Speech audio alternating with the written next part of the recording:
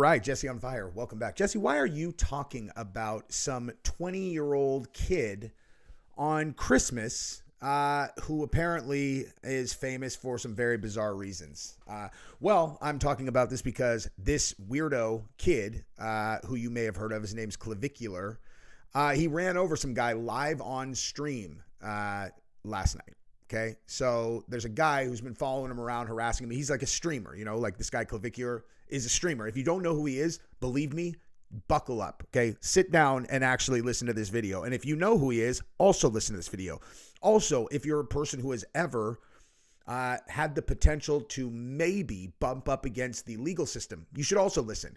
And if you're a person who thinks that this guy's cool, right? If like by some strange, odd, set of circumstances, somebody who's like 14 has clicked on this video, you should definitely watch this video, okay? I'm going to school everybody here, right? School everybody.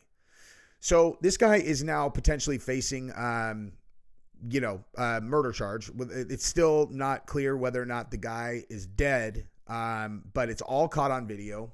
And, one of the reasons that this guy is potentially looking at getting charged, everybody's acting like he's not getting charged specifically because he didn't get charged last night, even though it's on video. And they're like, oh, yeah.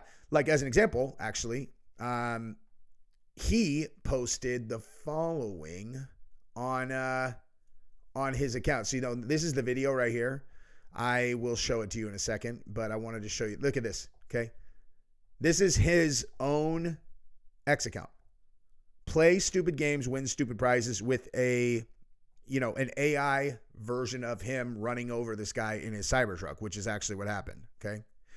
So, again, I don't think that you're ever going to find someone who has more in-depth analysis of this because of historical cases. Example, Suge Knight is doing 30 years in prison right now because he ran over a guy trying to escape while getting attacked, okay?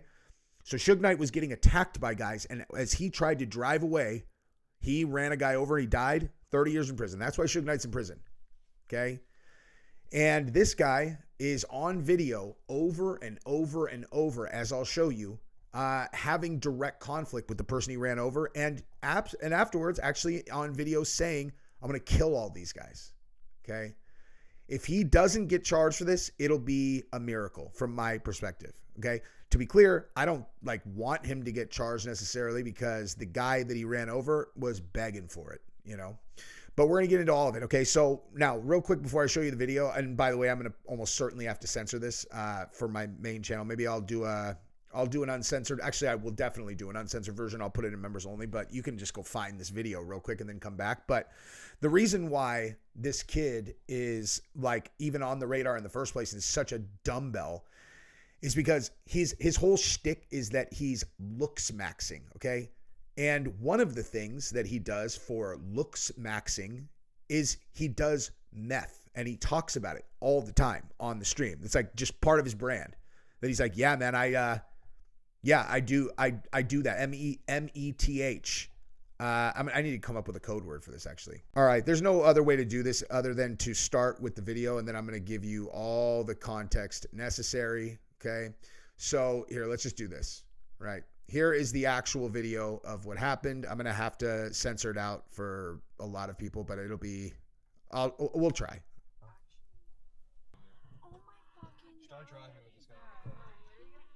Drive. Oh my god! You probably just ran him over.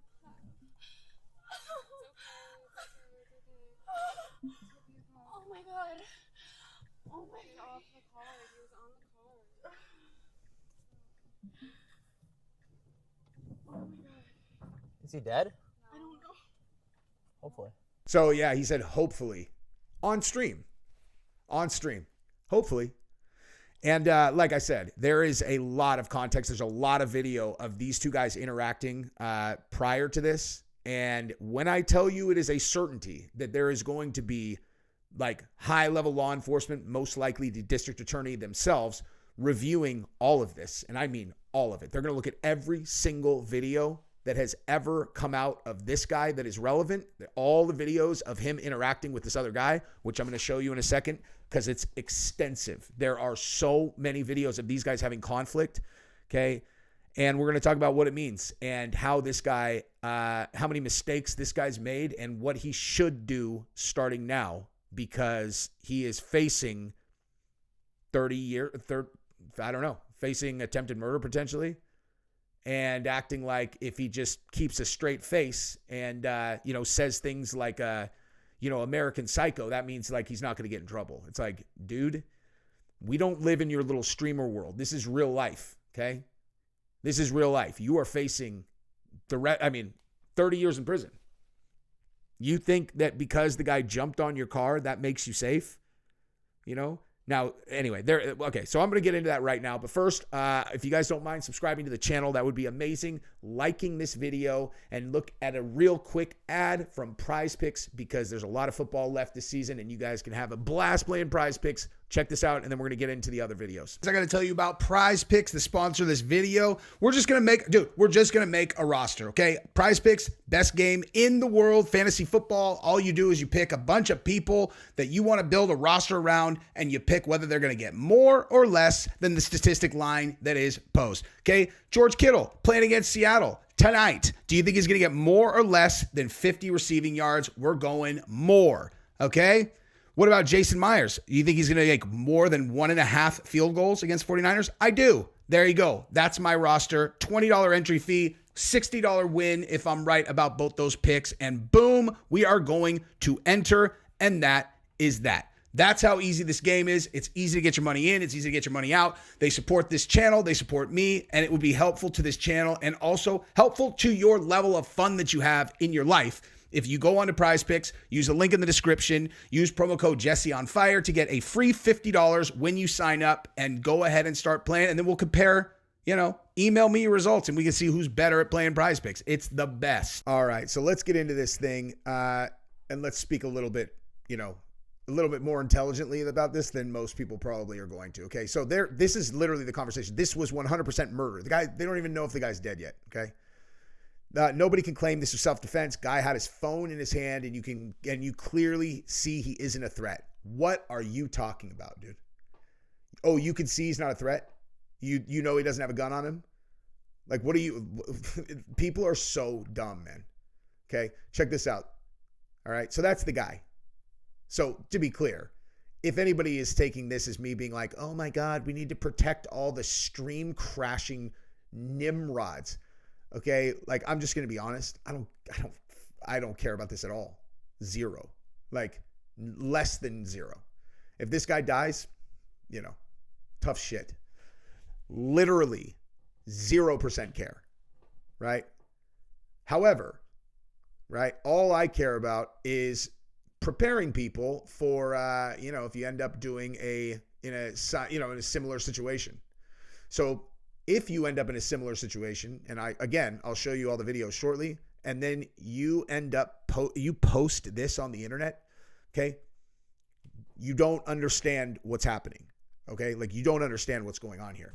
You are a public figure, and your profile just got a lot bigger. You ran over a guy on stream, okay? If people who didn't know who you were, that they know now, and they're going to know now. You look at what happened to Rampage's son. Did anyone know who Rampage's son was before he jumped into the ring and, beat the shit out of Psycho Stu? No. How many people know who he is now? A lot. You're a lot more famous at the beginning than he was. And this is going to go viral. So here is what's going to happen, okay? District attorneys, they have to make decisions on who they prosecute, what cases that they take. And when a situation like this has a public figure, they're going to look very hard at it because they know everyone's watching, okay? If a homeless guy, gets in a fight with some random person who's on the street and someone, grabs a bottle and hits him with it, and oh my God, the guy died, didn't mean to do that. The DA is going to look at it and be like, no one cares about this case. I don't fucking care about this case. And maybe they just let it go because they don't want to, it's not worth the effort and they don't care. Everyone is looking at this case, which means they're going to look at this case. And now the idea that you did not get charged, and so that means you can post this on your fucking profile, is dumber than you publicly talking about doing, M like it's no big deal by a long shot. Okay. Wes Watson. Okay. Everybody's like, dude, it's in Florida. He's fine. I'm like, oh, you think so, huh? Wes Watson got in a fight in Florida versus a guy who showed up at the gym openly admitting that he's looking for a fight. And what's going on with Wes now? Right? Wes going to go to prison. Wes going to go to prison because he went too far or whatever. This is another one. Like, I'm not like a Wes Watson fan. Obviously, I think he's an idiot. But everyone was looking at that. So the DA is looking at the videos and they're like, all right, well, he kicked this guy all these times. Like, dude, again, you show up at a place looking for a fight. You're like, hey, let's fight, dude. And you're huge and you end up getting the shit beat out of you. And it happens that a few other guys jumped in. I don't fucking care. Okay. You went there looking for a fight and you got to fight. Unless if you're not seriously injured, waste of tax dollars. Waste of tax dollars. But because it was public, that's why it was under the scrutiny that it was. And that's why Wes got charged. And what really didn't help Wes is how he handled it afterwards. Just like this.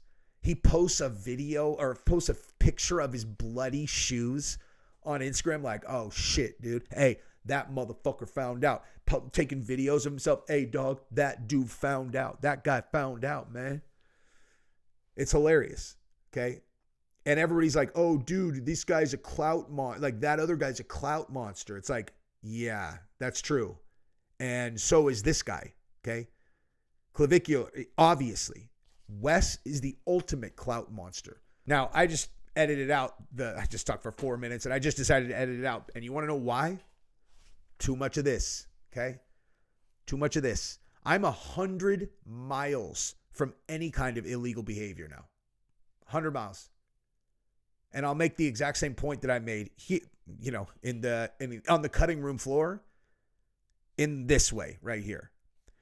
If you're in the game, the arch enemy of that life is attention. Okay.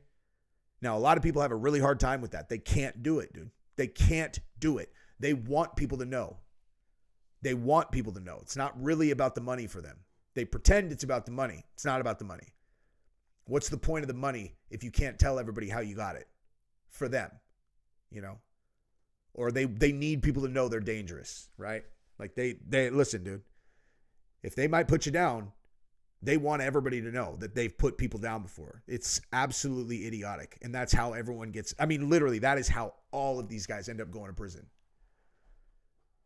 If they could carry it low key, the jails would be 1/80th as full. You know what I mean? Like this dude, just as this guy's obviously not a gangster of any kind, right? Like this is not a person who even understands the game he's playing because first of all, he's talking about doing M publicly all the time. He's giving it to people on stream. He's a person who does not understand that prison is a real thing, doesn't understand that legal consequences are a real thing. But this right here, the first thing that the DA is going to see is, oh, okay, so he's proud of this, right? Because your excuse for why this happened that leads to you not going to prison is you had no choice, but also in Florida, legally, you don't have to, like they have like an actual law about people blocking the road and all that stuff. Like that might save him. It might.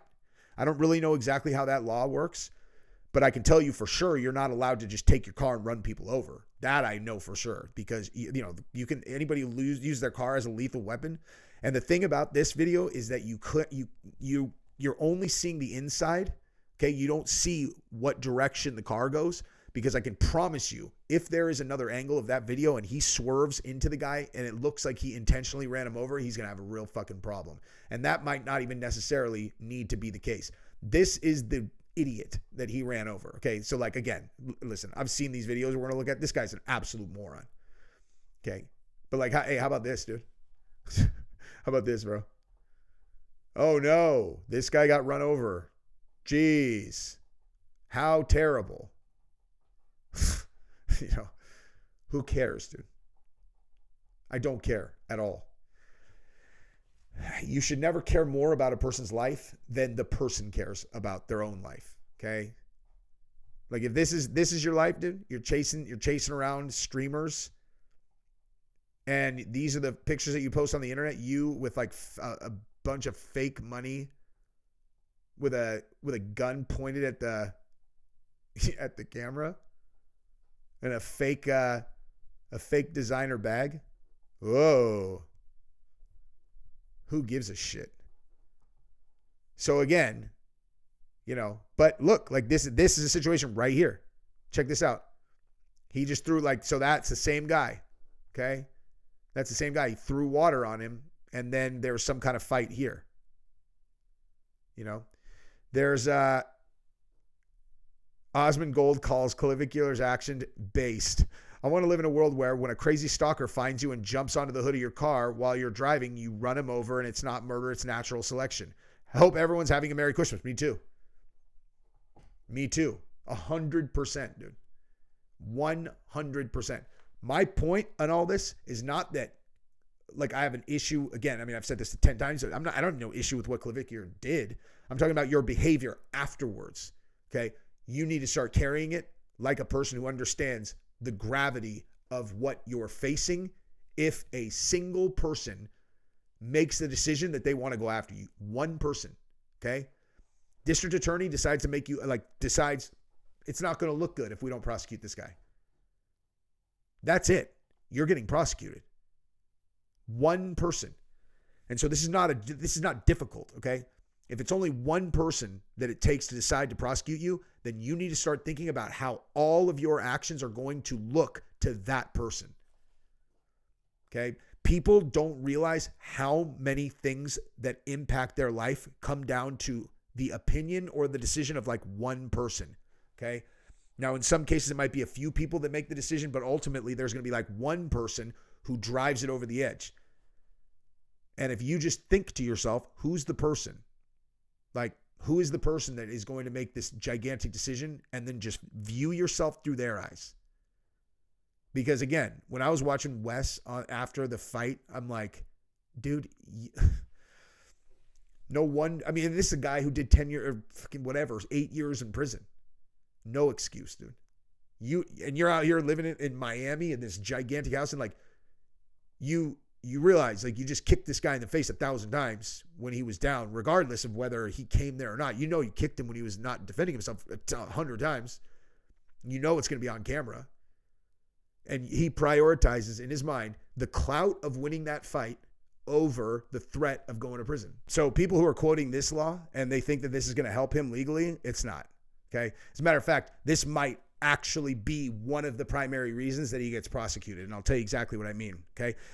This is the law. Florida law provides civil immunity for drivers who injure or cause property damage to protesters if their actions are found to be in self-defense during a riot or unlawful assembly, but it does not grant a blanket right to run people over. Okay.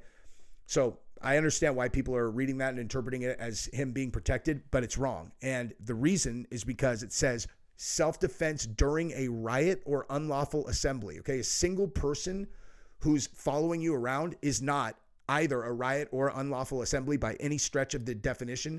And what that means is because this is so public and it has so much attention, the DA might take this as a specific example they can set for the public to be like, don't think that because this is here, that means you can just run people over. Okay. In this situation that's on video, this guy ran this dude over and then went on the internet and boasted about it after having videos of him having conflict with the guy previously and saying to a guy on video, I'm going to kill all of these guys. Honestly, people think this guy's not going to get prosecuted. You're out of your mind, dude. I mean, I hope he doesn't, dude. I really do. I hope he doesn't. But the likelihood of that seems pretty slim, dude. And that a lot of that has to do with his behavior, dude. I hope he's dead. Beforehand says, I want to kill every one of them, runs a guy over. Then they say, oh my God, is he dead? And he says, I hope so.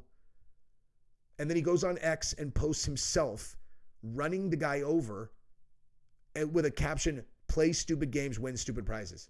This kid is literally one of the dumbest motherfuckers I've ever covered in my entire life. And I mean that seriously. This guy's a moron. Hey, check this out though. Hey, how do you guys think this is going to look? This is a video that was deleted off of his phone after this happened. So he deleted this. Let's see. Live streaming is dangerous. It's all pre-recorded, right? Or not pre-recorded, but live streamed. And, you know, people can record these things, clip it even if you delete the VOD. And he said, and I quote, "I want to kill each and every one of these guys." So, I mean, it's just going to be like, damn, if I'm a lawyer, you know, prosecuting this guy, a DA, yo, this is an easy case for me to win, in my opinion. So Clavicular is going to need to hire one hell of a lawyer, bro. Like, this is, bro, if you're ever caught up in legal situations, please shut up. You guys, people in these situations, they talk too much. Just shut up. And here we have more images of the a better image of his face here, and another one of him on top of the roof of his, or the hood of his truck. Clearly, guy's crazy. I don't feel sorry. Harass you and before stop it. It's bad. Pretty legally wrong. Cool. Earlier this top of my vehicle. Oh, there we go. You're in fear. Cool. You can legally to where you could. Florida law provides civil immunity for drivers who injure or cause property damage to protesters if their actions are found to be in self-defense during a riot or unlawful assembly, but it does not grant a blanket right to run people over. Okay, so that's not going to help him. That's not going to help him at all. Okay? That's what I'm talking about, dude. It's unbelievable.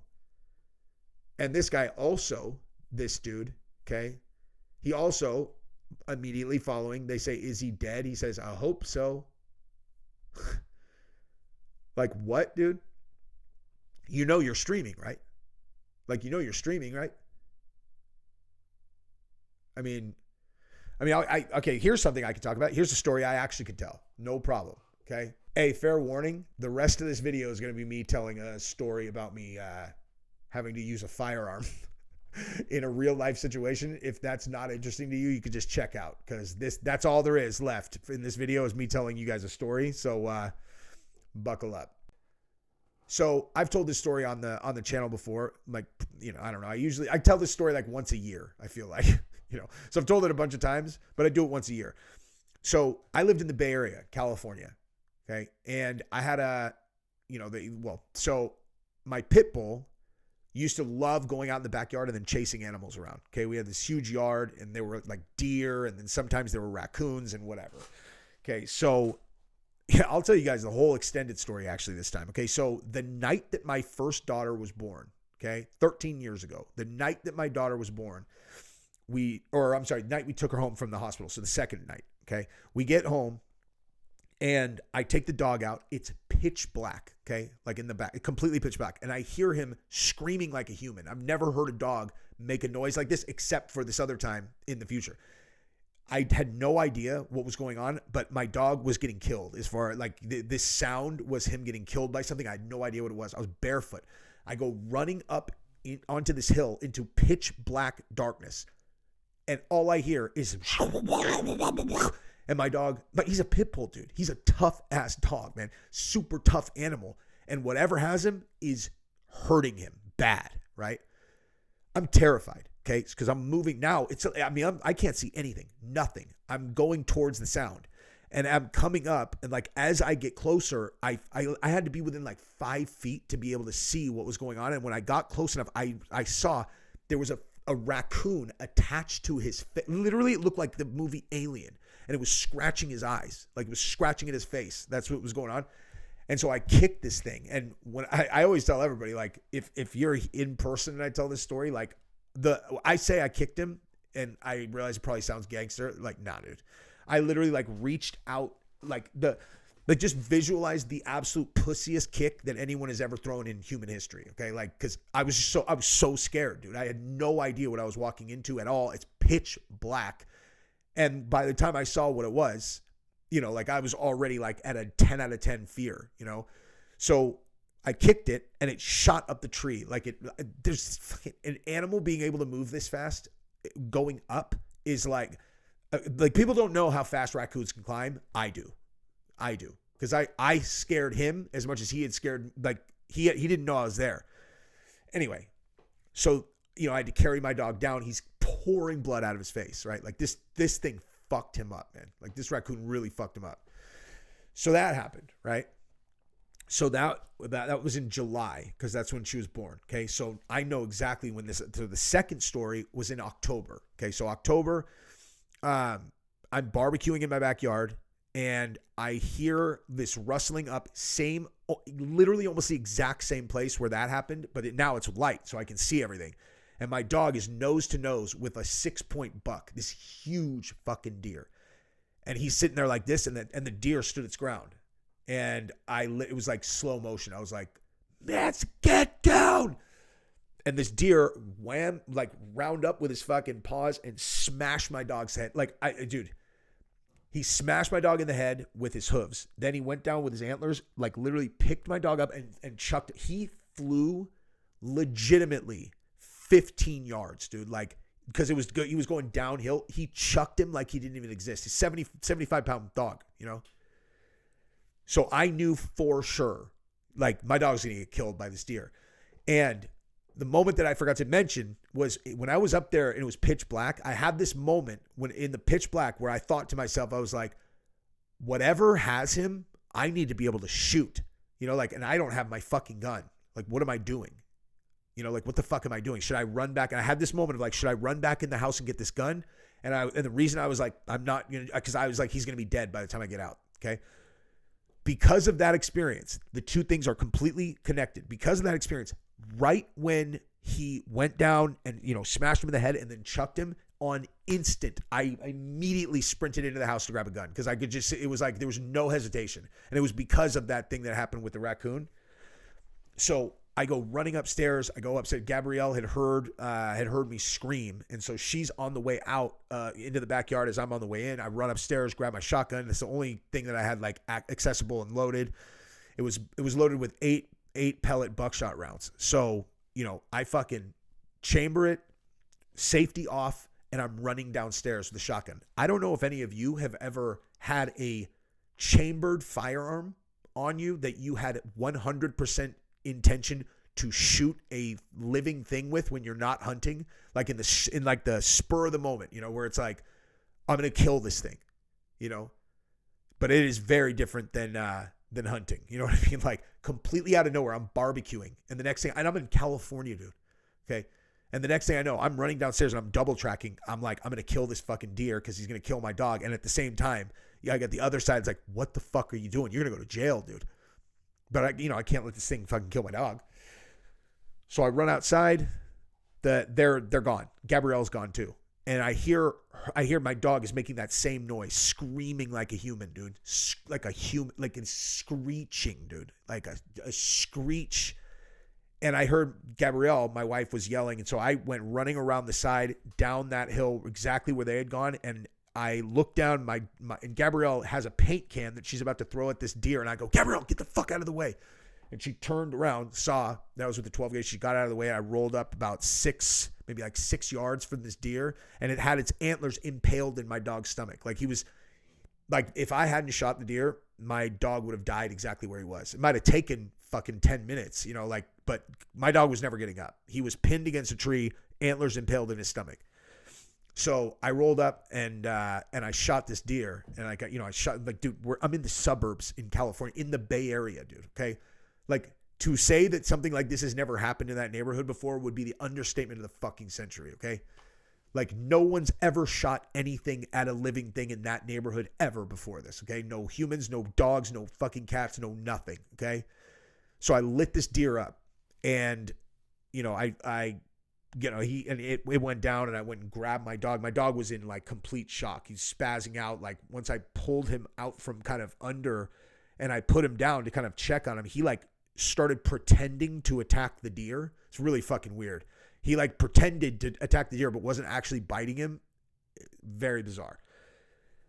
So as soon as I take a look at him and he's like, looks like he's not going to immediately die, I immediately went into like, okay, what am I doing now? And how do I not go to prison for this? Okay.